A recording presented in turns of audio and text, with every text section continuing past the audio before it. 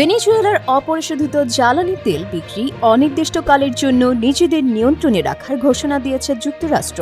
গত ৭ জানুয়ারি যুক্তরাষ্ট্রের জ্বালানি বিষয়ক মন্ত্রী ক্রিস রাইট জানান, ভেনেজুয়েলা থেকে আসা মজুত ও ভবিষ্যতে উৎপাদিত সব তেল বিশ্ববাজারে যুক্তরাষ্ট্রই বাজারজাত করবে।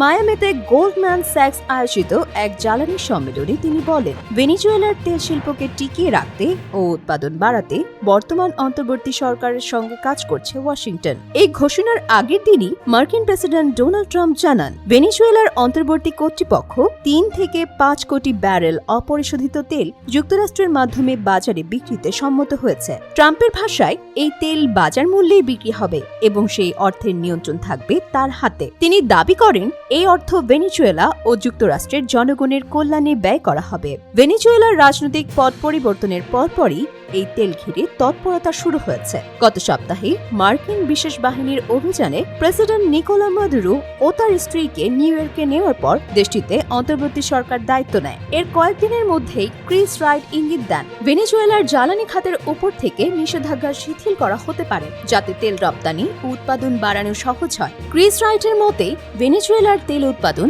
আবার দৈনিক ৩০ লাখ ব্যারেলের বেশি পর্যায়ে নিতে হলে বিপুল বিনিয়োগ ও দীর্ঘ সময় প্রয়োজন। তার হিসাব অনুযায়ী স্বল্প মেয়াদে যন্ত্রাংশ ও ছোটখাটো মেরামতের মাধ্যমে উৎপাদন কয়েক লাখ ব্যারেল বাড়ানো সম্ভব হলেও পুরোপুরি ঘুরে দাঁড়াতে হাজার হাজার কোটি ডলারের বিনিয়োগ লাগবে। ট্রাম্প প্রশাসনও চাইছে আগামী ১৮ মাসের মধ্যে মার্কিন তেল কোম্পানিগুলো ভেনেজুয়েলায় পূর্ণাঙ্গভাবে কাজ শুরু করবে। ট্রাম্প নিজেও বলেছেন, ভেনেজুয়েলা আবার বড় পরিসরে তেল উৎপাদনে ফিরলে তা যুক্তরাষ্ট্রের জন্য লাভজনক হবে, কারণ এতে বৈশ্বিক বাজারে তেলের দাম নিয়ন্ত্রণে রাখা সহজ হবে। তবে বিশ্লেষকরা এ বিষয়ে সতর্ক।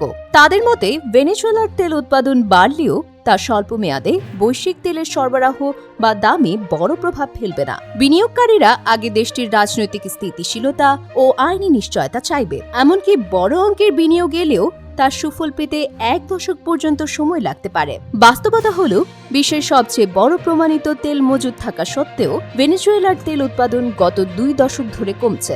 আন্তর্জাতিক জ্বালানি সংস্থার তথ্য অনুযায়ী গত নভেম্বরে দেশটির দৈনিক তেল উৎপাদন ছিল প্রায় ৮,৬০,০০০ ব্যারেল, যা ১ দশক আগের তুলনায় অনেক কম এবং বৈশ্বিক মোট ব্যবহারের ১% নিচে। মার্কিন তেল কোম্পানিগুলোও তাই এখন সতর্ক অবস্থানে।